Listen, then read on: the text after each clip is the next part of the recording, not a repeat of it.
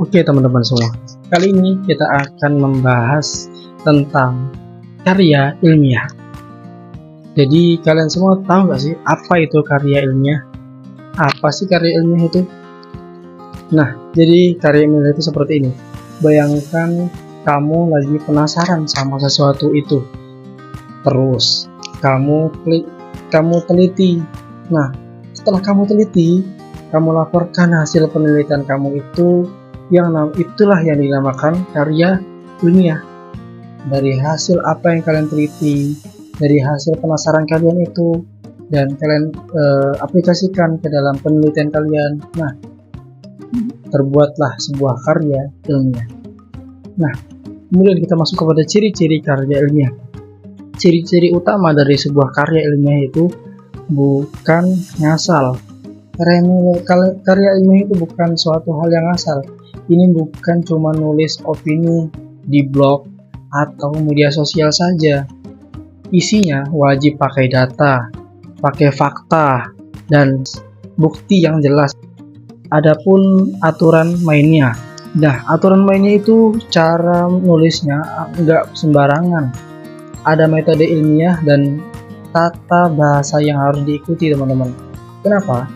Karena biar semua orang di dunia akademik paham dan tahu kalau tulisanmu itu bisa dipercaya kebenarannya atau alias ilmiah. Ketiga, harus objektif. Maksudnya harus objektif, yaitu jangan pakai perasaan. Tulisannya harus lugas, jelas, dan adanya sesuai hasil penelitian. Karya ilmiah itu fungsinya buat apa sih? Nah, karya ilmiah itu terdapat 3 serangkai fungsi, yaitu karya ilmiah itu punya peran penting banget, teman-teman.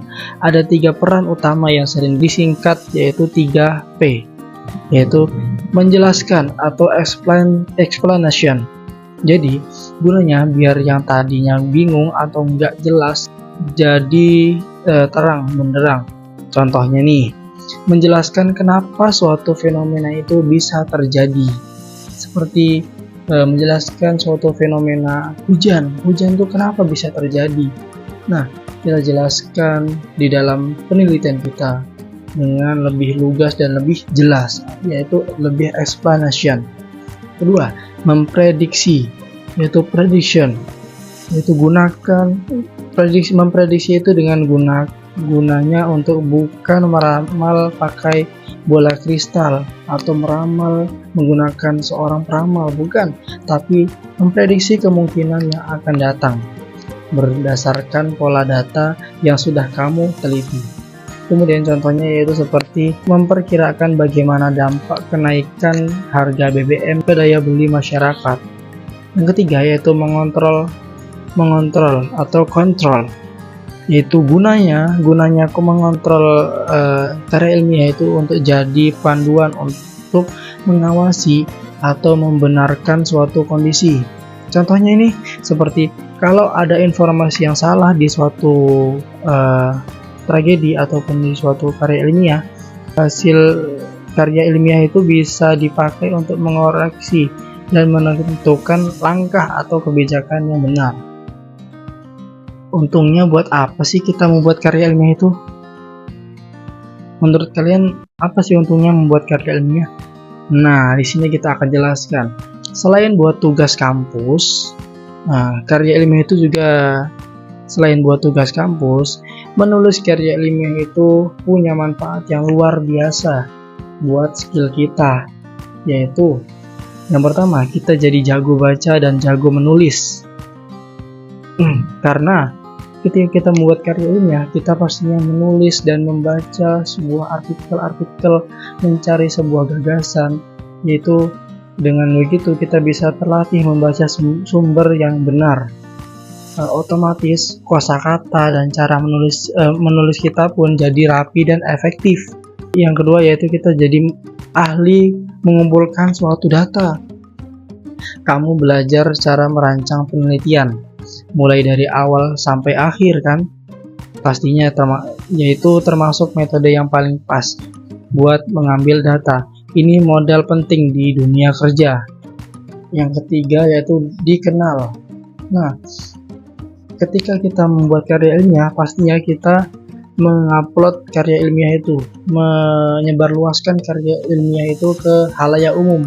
Dengan begitu, kita pasti dikenal oleh masyarakat luas dengan hasil karya kita, yaitu karya ilmiah yang kita sebarluaskan.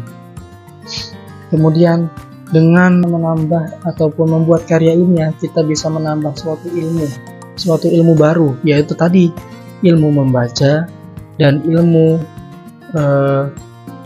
menerangkan ataupun ilmu lain sebagainya.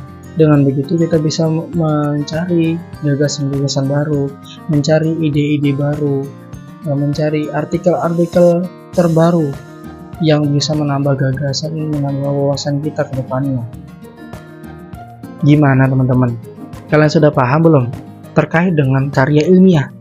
Nah, dari sini kalian mulai tertarik bukan? Mulai tertarik nggak dengan membuat karya ilmiah sendiri? Pastinya tertarik dong. Harus tertarik karena ini akan menambah keilmuan kita, menambah daya ingat kita untuk kita bisa lebih bergerak positif lagi ke depannya. Semoga setelah kalian mengupas tuntas tentang pengertian, fungsi, dan manfaat dari karya ilmiah, wawasan kalian menjadi lebih luas dan lebih menambah lagi ke depannya.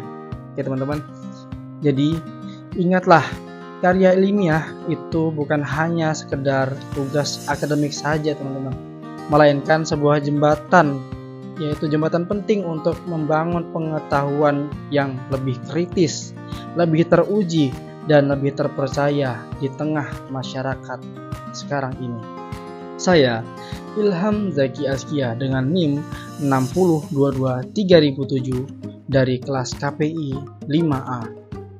Dengan mata kuliah penulisan feature dan artikel di bawah bimbingan dosen pengampu Bu Ana Fatun Wilda MSOS.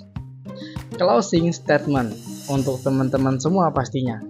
Jadi, mari jadikan kegiatan meneliti dan menulis sebagai bagian integral dalam perjalanan kita untuk mencari ilmu ke depannya teman-teman.